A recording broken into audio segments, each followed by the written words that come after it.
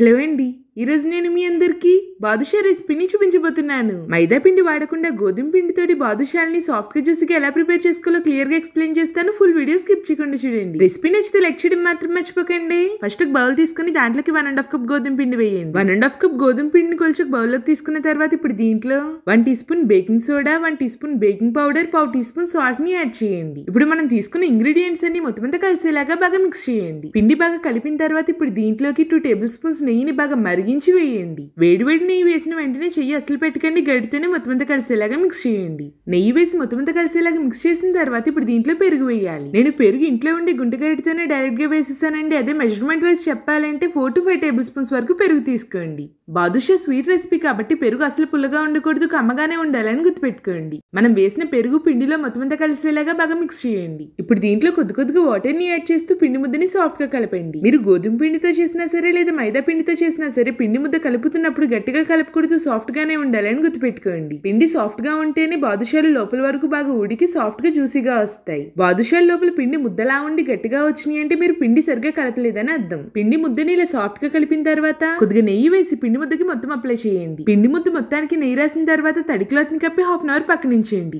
గోధుమ పిండితో చేసి బాదుషాలు పిండి ఎంత బాగా నానితే అంత పర్ఫెక్ట్ గా వస్తాయి. ఈ లోపు మనం షుగర్ సిరప్ ని ప్రిపేర్ చేసుకుందాం. స్టవ్ ఆన్ చేసి ప్యాన్ పెట్టి దాంట్లోకి 1 కప్ షుగర్ ని వేయండి. మనం ఏ కప్ తో అయితే షుగర్ ని తీసుకున్నామో అదే కప్ తోటి 1/2 కప్ వాటర్ ని వేయండి. షుగర్ ఇంకా వాటర్ వేసిన తర్వాత ఒకసారి మొత్తం కలిసేలాగా మిక్స్ చేయండి. దీంట్లో కుంకుమ పువ్వు, మంచి ఫ్లేవర్ కోసం 3 ఇలాచీల్ని దంచి వేయండి. బాదుషాలకి పాకం జిగురు పాకం వస్తే సరిపోతుంది. అంటే పాకం గులాబ్ జామున్ పాకానికి కొద్దిగా ఎక్కువగా, తీగ పాకానికి తక్కువగా ఉండాలి. అప్పుడే బాదుషాలు పాకాన్ని చక్కగా లోపల వరకు అబ్జర్వ్ చేసుకుంటాయి. కరెక్ట్ గా ఇక్కడ చూపిస్తున్న విధంగా ఇలా జిగురు పాకం వచ్చిన తర్వాత స్టవ్ ఆఫ్ చేసేయండి. స్టవ్ ఆఫ్ చేసిన తర్వాత కొద్దిగా నిమ్మరసాన్ని వేయండి. ఇలా నిమ్మరసం వేయడం వల్ల పాకం క్రిస్టలైజేషన్ అవ్వకుండా ఉంటుంది. ఒకసారి కలిపి పాకాన్ని రెడీగా పక్కనించండి. ఆల్రెడీ మనం పిండిని బాగా కలిపి 1/2 అవర్ పాటు రెస్ట్ చేసి రెడీగా పెట్టుకున్నాం కదా. ఈ పిండి ముద్దని ఈక్వల్ పార్ట్స్ కింద డివైడ్ చేసి తీసుకోండి. ఫస్ట్ ఈక్వల్ పార్ట్స్ కింద డివైడ్ చేసిన పిండి ముద్దని ఒక చేతిలోకి తీసుకుని రౌండ్ గా రోల్ చేసి లైట్ గా ప్రెస్ చేయండి. ఇక్కడ చూపిస్తున్న విధంగా మధ్యలో లైట్ గా వేలుతో ప్రెస్ చేయండి. బాదుషా పర్ఫెక్ట్ గా షేప్ వస్తుంది. అంతేకాకుండా లోపల వరకు చక్కగా వేగుతుంది. ఈ విధంగానే మిగతా పిండి ముద్దలు మొత్తాన్ని కూడా పర్ఫెక్ట్ గా బాదుషా షేప్ చేసుకోవాలి. ఇలా పిండి ముద్దలు మొత్తాన్ని బాదుషాల షేప్ లోకి చేసుకున్న తర్వాత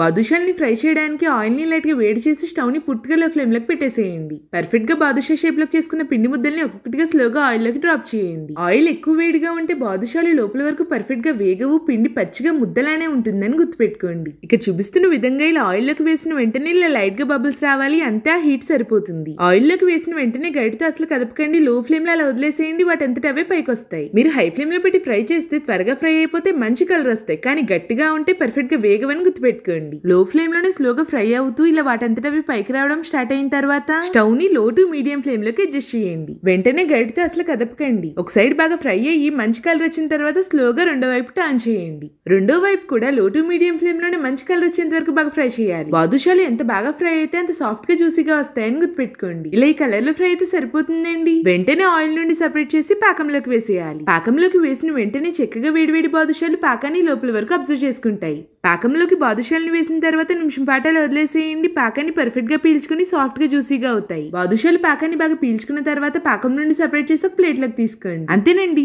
సాఫ్ట్ అండ్ జ్యూసీ గోధుమ పిండి బాదుషాల రెసిపీ రెడీ అయిపోయింది. ఇవి ఇంకా అట్రాక్టివ్ గా కనిపించడం కోసం పైనుండి ఎడిబుల్ సిల్వర్ లీవ్స్ ఇంకా మీ ఫేవరెట్ డ్రై ఫ్రూట్స్ ని ఫైన్ గా చాప్ చేసి గార్నిష్ చేయండి. అంతేనండి, ఈ గోధుమ పిండి బాదుషాల రెసిపీ మీ అందరికీ నచ్చిందా? అయితే లైక్ చేయడం మాత్రం మర్చిపోకండి. నేను చెప్పిన విధంగా ఈ గోధుమ పిండి బాదుషాల రెసిపీని ఖచ్చితంగా ట్రై చేయండి. పర్ఫెక్ట్ గా వస్తుంది, టేస్ట్ కూడా చాలా బాగుంటుంది. ఇటువంటి మరిన్ని simple and easy tasty cooking recipes కోసం ఇప్పుడే నా ఛానల్ ని సబ్స్క్రైబ్ చేసుకోండి. సబ్స్క్రైబ్ టు మై ఛానల్ అమ్మతో Divya. Thank you for watching. Bye.